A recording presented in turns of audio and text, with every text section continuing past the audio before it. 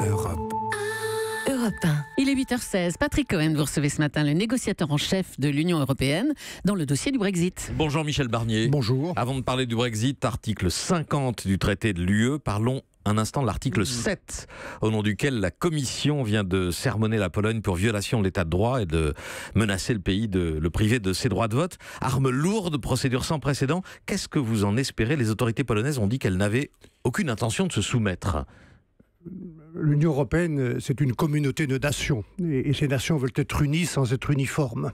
Donc chacune a son identité, sa langue, sa culture, ses traditions. C'est une différence par rapport aux autres. Et chacun d'entre nous, les Français comme les Polonais, tiennent à leurs différences. Nous ne voulons pas être uniformes, et nous voulons être unis. Et sur quoi sommes-nous unis ? Nous sommes unis sur un corps de valeurs, de principes, la démocratie, l'indépendance de la justice. Et c'est là où il y a une inquiétude que la Commission européenne a exprimée en engageant cette procédure. En fait, c'est une procédure d'avertissement et d'alerte et d'un dialogue que nous voulons, que la Commission européenne veut, au nom de l'Union européenne, intensifier avec la Pologne pour vérifier qu'on reste bien sur ce corpus de valeurs et d'état de droit. Et donc, le président Juncker va rencontrer le nouveau Premier ministre polonais, M.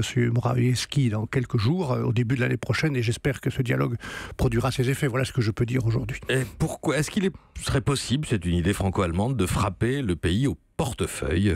La Pologne doit toucher 86 milliards d'euros de fonds structurels sur la période 2014-2020. On n'en est pas là et j'espère qu'on n'en arrivera pas là. J'espère que cette procédure qui est engagée permettra à ce dialogue très, très fort et très exigeant et qu'on pourra trouver un terrain d'entente avec le gouvernement polonais. Le Brexit, Michel Barnier, c'est vous donc qui êtes chargé des modalités du divorce. Avec une certitude, le 29 mars 2019 sera un vendredi. Et ce sera le jour, a priori, où le Royaume-Uni cessera d'appartenir à l'Union européenne. C'est fixé, c'est intangible. C'est le jour où le Royaume-Uni a choisi de quitter l'Union européenne. Je rappelle que c'est une décision par un référendum démocratique des citoyens britanniques. Personnellement, je regrette beaucoup ce vote. Je me souviens même que mon tout premier vote à moi, comme jeune citoyen français, c'était en 1972. À l'époque, on votait à 21 ans. Et il y a eu un référendum en France que M. Pompidou avait organisé pour l'adhésion du Royaume-Uni, de l'Irlande, du Danemark et de la Norvège. Et j'avais fait campagne pour le oui, comme militant gaulliste. C'est pas si évident que ça, si facile. Les Britanniques ont voté et 2 ans après le déclenchement de la procédure, normalement, ils sortent. Et donc, ils ont choisi démocratiquement. Je le regrette, mais nous respectons ce vote et nous le mettons en œuvre comme ils l'ont voulu, avec beaucoup de conséquences qui ont été sous-estimées, humaines, sociales, économiques, fiscales, juridiques. Ils quittent 750 accords internationaux que nous avons signés au nom de l'Union européenne. Ils quittent Euratom, ils quittent Europol. Donc il faut mettre en ordre ce retrait et le faire de manière ordonnée, plutôt que désordonnée. Et donc nous avons obtenu il y a quelques jours avec Theresa May un premier accord sur ce que je lui demandais au nom de l'Union européenne, régler la question des citoyens. Il y a 150 000 Français qui vivent et travaillent au Royaume-Uni, il y a 180 000 Britanniques qui vivent et qui ont choisi de vivre et de travailler en France. Nous voulons sécuriser les droits de ces citoyens. Au total, 4,5 millions de personnes. Les droits de résidence, d'avoir des pensions, des retraites, de porter, de réunir sa famille. Ces droits ont été sécurisés. Ça, c'est un premier accord. Je voulais aussi sécuriser le financement de tous les programmes que nous avons décidé à 28 et que nous ne pouvions pas payer à 27. La période budgétaire s'étale sur 7 ans au niveau européen. Les agriculteurs dont on parlait beaucoup et à juste titre sur votre antenne ce matin sont accompagnés par la politique agricole commune, les régions par la politique structurelle européenne. Donc tout ça sera préservé pour la période actuelle. Voilà les premiers éléments de l'accord. Et la question de la frontière avec l'Irlande. Et maintenant, nous continuons notre chemin pour une période de transition au lendemain de leur départ, parce que les choses vont aller vite et il faut un peu de temps. Alors attendez, on va reprendre le calendrier dans l'ordre. Donc 29 mars 2019, est-ce que c'est fixé et intangible ? Parce que le Parlement britannique vient de voter pour qu'il puisse y avoir des prolongations à cette date. Écoutez, ce qui a été fixé, ce qui est dans le traité, c'est un délai de 2 ans entre le moment où Mme May nous a envoyé sa lettre notifiant sa volonté de se retirer de l'Union européenne au mois de mars dernier et le 29 mars 2019.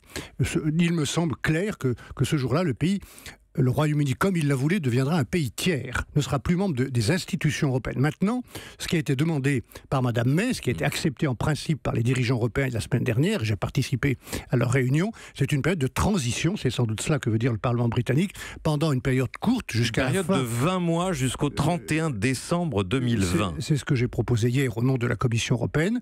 On va voir si c'est la date qui sera fixée, mais à la fin de 2020, c'est une période d'1 an et demi de plus, durant laquelle on maintiendra le statu quo économique pour se donner le temps de négocier la relation future avec le Royaume-Uni. À quoi ça sert cette période de transition, Michel Barnier, ce moment où les Anglais auront un pied dedans, un pied dehors, ils auront le bénéfice du marché unique et de l'union douanière européenne, mais ils ne participeront plus aux instances politiques de l'Union européenne. Puisqu'ils ont choisi de quitter, ils quitteront les institutions européennes, le Parlement, la Commission, le Conseil des ministres.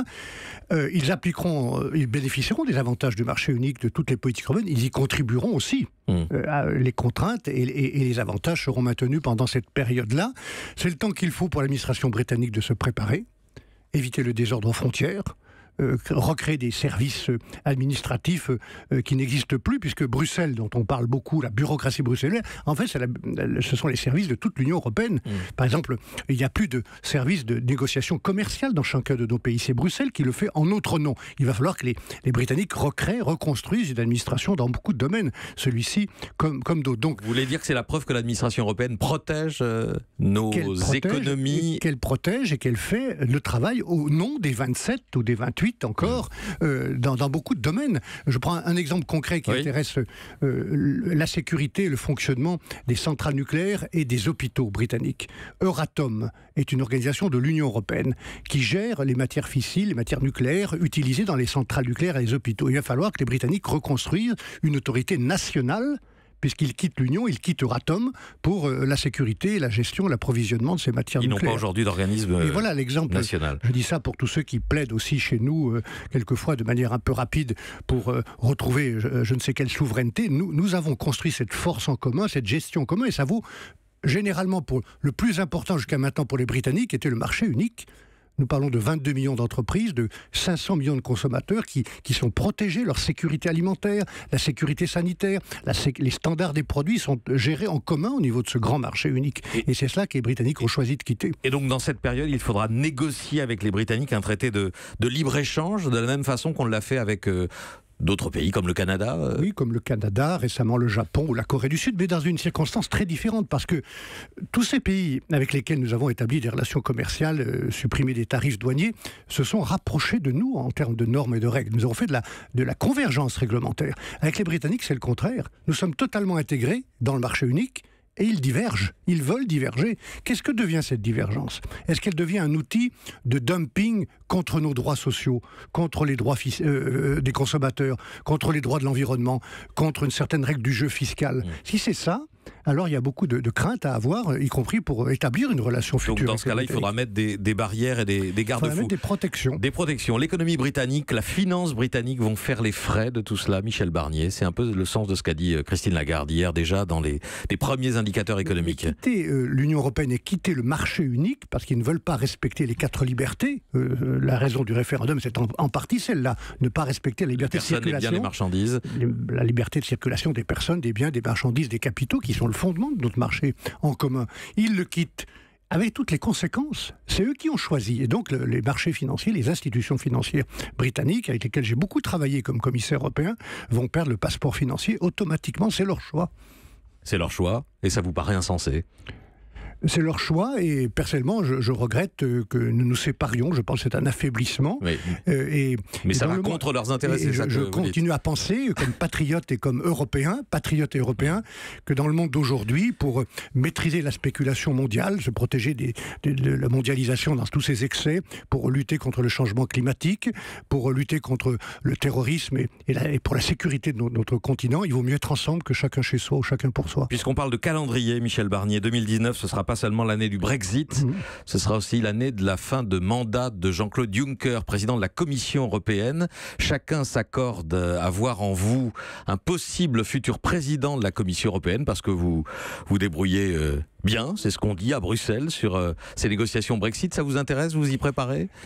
Je veux bien dire un mot de Jean-Claude Juncker, qui est un grand président de la Commission. Et je le dis sincèrement, non seulement parce qu'il m'a fait confiance, mais aussi parce qu'il pousse des projets importants. Tout ce qui est en cours actuellement sur la défense européenne, le Fonds européen de défense, la coopération structurée en matière de défense, la gestion des frontières, l'investissement, le Fonds Juncker, ça, ce sont ses idées.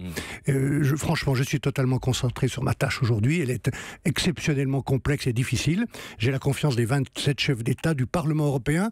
Je veux la mériter. Et pour la mériter, dans le temps, il faut que je me consacre à 100% à cette tâche aujourd'hui. Donc il faut continuer pour arriver en bonne forme.